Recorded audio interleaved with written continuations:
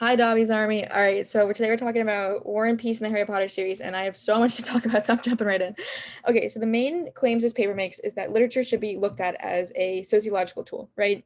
They say Harry Potter is a great example of this because it mirrors our real world so well. And specifically within Harry Potter, they're looking at violence and peace and war, as well as a little bit, they're talking about the allegory to World War II. But the main thing they're doing here is they're using this Elysian interpretation. They're taking this philosopher Norbert Elias's theory, and they're kind of using it as a lens to look through at the Harry Potter series as a whole.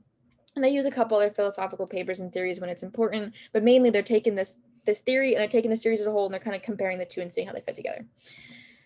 So, a little bit about Norbert Elias. He believed that novels reflect reality and they do so accurately, which is important because that's kind of what they're trying to prove here. And they also believed, like a lot of people, that the individual and society are inseparable. So going off of that, he was like, all right, well, how do we civilize? That's his big theory was the civilization process. He wanted to know how we went from like animals to where we are now. And he looked at the changes in habitus of people from the Middle Ages to the 1930s. And the habitus is essentially just an individual's like the societal rules and the behaviors and mannerisms you get from that and how it's ingrained in you, right?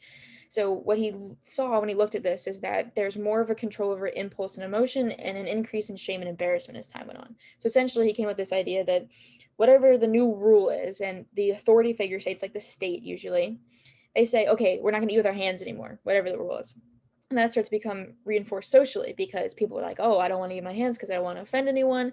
And it's societally impolite now, right? But then the newer generations, that becomes part of their socialization from day one. So that's a learned behavior, like from day one, and it starts to be internalized. And they know we do not eat with our hands. That's never a thing they've ever done. So when it is internalized, then it starts to be associated with those feelings of shame and embarrassment. So if they do eat with their hands, that's shameful, that's embarrassing. You don't want to do that. So the takeaway here is to be civilized or to be more civilized, you have to have those impulse and emotional control and regulation, and you have to have those feelings of shame and embarrassment. So when we look at the main arguments they're making here, first and foremost, they want to argue that Harry Potter functions in the fairy tale. It is a really good representation. It is an allegory for World War II. JK's talked about that a couple times. So not only is it a good representation of our world in that sense, and that is a really good allegory, and then because it's an allegory, we can kind of see it as a fairy tale. It also is fits into our world in this philosophical sense. Um, so it is a fairy tale, but they do say that it's better than a fairy tale in the sense that fairy tales are very binary. There's good and bad, but JK creates more ambiguous characters that aren't necessarily all good and all bad. Like Voldemort was a good boy when he was in school, right? So because it's more ambiguous, it creates a more realistic version of the world, right? So that's why it is kind of like this best perfect version of a fairy tale. And going off of that, like I said, it also fits in this philosophical sense, and they use violence as the way to kind of analyze this. And there's three groups and how they kind of use violence. There's the civilized habitus, which is like the Order of the Phoenix and the good guys, right? They are really good at controlling and regulating their emotions and impulses. They don't ever use violence unless it's the last resort necessary. And they have a lot of empathy for others. They love each other. They have been loved, and that's what gives them this civilization, right? It gives them a lot of civilization, and it is kind of a civilization. You have to think about it as a line, and you can kind of fall anywhere on it. You can go back and forth. So there may be instances where they kind of fall back and go forward, but they're generally at the higher end. Then you have the other group who are more at the early stages of civilization. That's going to be the Death Eaters and Voldemort, right? They don't have empathy for other people. In fact, they like hurting people. And Bellatrix, she likes it. She like thinks it's funny, and then they don't have as much emotion and impulse regulation in that sense, and it's because maybe they don't have those familial bonds, they don't have love, they don't have empathy for other people, right?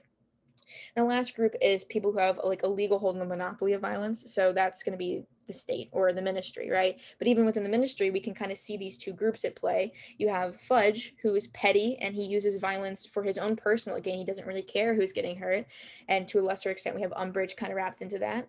But then you have Scrimgeour, who he's the man of state. He understands that you have to use violence sometimes, but it is an evil, but it's an evil for the better good in that sense. And so he's kind of represents the more civilized aspect of that, but he gets his own category because he has a more legitimized reason to use violence in the sense of politics. So overall, They say that Harry Potter is a great representation of our society, not only for like the allegorical sense, but also because philosophically it kind of fits into this due to Norbert Elias's theory. And because it fits in so well, it is a great sociological tool, right? If it represents our society so well, we should be able to look at this and analyze it as if it is society itself. So overall, I think the claims are great. I think they're justified. I think they're really strong.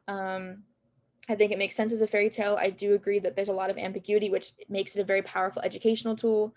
I also agree with the idea that it is a good representation of our society from this perspective. Obviously, we've talked in class about how diversity wise, it may not be the best representation, but from this perspective of individual versus society and how it civilizes and empathy and all this stuff plays into that, I think that's a great representation. I think there's a lot of examples for it.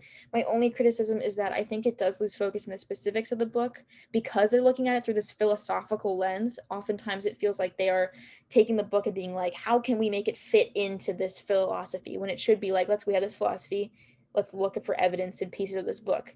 Like the best example I have is they said that Voldemort and Bellatrix are kind of on the same level of civilization because they don't have those familiar ties and have that like love and empathy. But I feel like from what we know in the context of the books, Bellatrix does have a family. Voldemort doesn't. It kind of doesn't equal out the same way. They're kind of on different levels. So it's a minor limitation. It doesn't discredit the whole fact that I think it is overall. There's a lot of comparison between the real world and this philosophy and the Harry Potter series.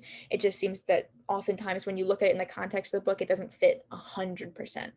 But yeah, overall, I do think the source is really strong. I think it does provide a lot of good evidence for using literature, specifically the Harry Potter books, as a sociological tool. And here's the works cited.